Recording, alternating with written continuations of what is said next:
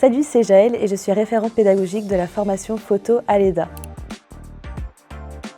Alors moi j'ai eu un parcours un peu particulier pour avoir ensuite fini en tant que photographe. En fait j'ai fait des études très classiques, j'aimais vraiment les matières scientifiques et je suis partie en études supérieures en psychologie. J'ai même été en master neuropsy, puis au final le parcours a fait que j'ai continué dans ma passion qui était là depuis une dizaine d'années déjà, donc la photographie.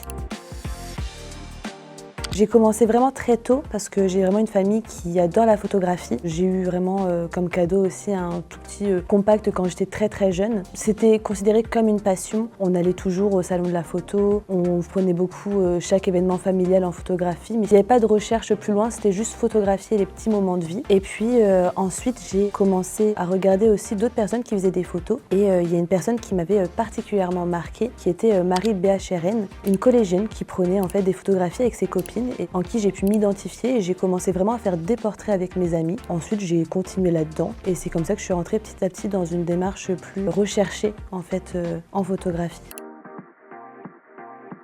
Alors j'ai commencé du coup comme je disais dans le portrait, donc ça a duré vraiment je pense 8 années et puis au final au fil du temps j'ai aussi repris mon sport qui est la danse et j'ai voulu apporter la danse dans la démarche que j'avais dans mes portraits au niveau particulièrement des poses et puis au final la danse ça m'a ouvert au monde tout simplement du sport en photographie. J'ai pris en photo plutôt des matchs, ça pouvait être de plein de sports divers et j'ai beaucoup aimé la différence entre le portrait et les photos de sport sur le terrain où il n'y avait pas de personnes qui posaient, on était vraiment dans un moment où si on ne prend pas le bon moment, bah tant pis c'est loupé. Donc c'était vraiment hyper différent et j'aime beaucoup faire les deux. Mais du coup quand même je fais de la photographie maintenant de sport mais plus dans les sports artistiques parce que j'aime toujours le côté émotion que j'aimais avant dans les portraits. Donc en vrai, je fais les deux et je trouve que les deux se complètent bien.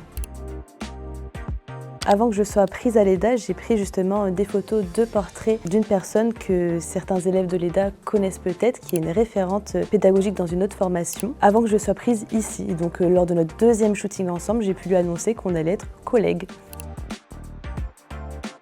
J'ai eu mes premières inspirations du coup dans les personnes en qui je m'identifiais quand j'étais très jeune. Donc c'était des photographes qui prenaient surtout du portrait, mais elles ont ensuite évolué. Donc il y avait Marie Béacheren que j'ai citée avant. Il y a une autre fille, mais qui était modèle. J'apprenais beaucoup en fait des poses qu'elle faisait pour ensuite guider les modèles que j'avais ensuite, qui était du coup Lauriane Catelois-Rose et qui est vraiment une femme hyper inspirante dans tous ses projets. C'est une danseuse du coup à la base, mais elle fait plein de projets en photographie, en vidéo, où il y a toujours une direction artistique qui est hyper construite. Ça m'inspire toujours en fait, j'aime bien voir aussi le travail des autres pour me motiver moi ensuite. En photographie de sport, j'aime particulièrement aussi le travail de Pauline Ballet, une photographe qui a vraiment son propre style. C'est-à-dire que dès qu'on va voir ses photographies, en un clin d'œil, on sait que ça vient d'elle et je trouve que c'est hyper important justement en tant que photographe que lorsqu'on voit notre photo, on sait justement que ça vient de notre touche personnelle. J'aime bien aussi puiser mes sources d'inspiration dans ce qu'il y a autour, donc pas que en photographie. Ça peut être aussi au niveau par exemple des séries. Moi, il y a la série Euphoria que j'ai adorée justement au niveau des couleurs, c'était magnifique. Et puis même en fait, je trouve qu'il faut s'inspirer de tout et même des personnes qui nous entourent. Moi je sais que j'ai plein d'amis qui sont dans d'autres domaines artistiques et qui justement vont m'inspirer d'autres manières. Par exemple, les personnes qui vont être en illustration et leur travail au niveau des couleurs, quand ils vont associer certaines couleurs, ça va m'aider pour mes moodboards, etc. Pour construire en amont des fois certains autres shootings. Donc voilà, toujours s'entourer en fait, trouver ses inspirations où on peut, partout il y en a toujours. Eh bien, il y a des personnes qui vont vouloir apprendre davantage les bases de la photographie. Et à côté, nous, on va les accompagner dès qu'ils ont des questions ou besoin d'aide. On est là pour ça.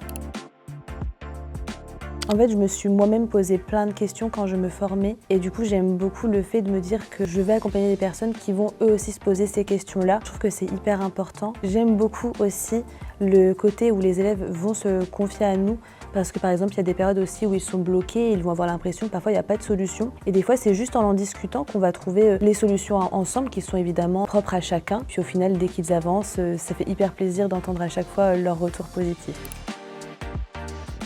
Ça fait pas encore hyper longtemps que je suis ici, mais il y a une élève justement qui était venue au salon de la photo, avec qui on avait pu beaucoup échanger, c'était hyper intéressant comme avec chaque élève. J'ai ensuite du coup accompagné pour finir sa formation assez rapidement, pour bien commencer après son entreprise photo. J'ai adoré l'accompagner dans cette démarche-là et c'était hyper cool parce qu'en fait elle était hyper motivée. On a pu à chaque fois s'adapter à son cas, on s'est fixé des objectifs à chaque rendez-vous et à chaque fois ça a été atteint et c'était hyper cool de l'accompagner jusqu'ici.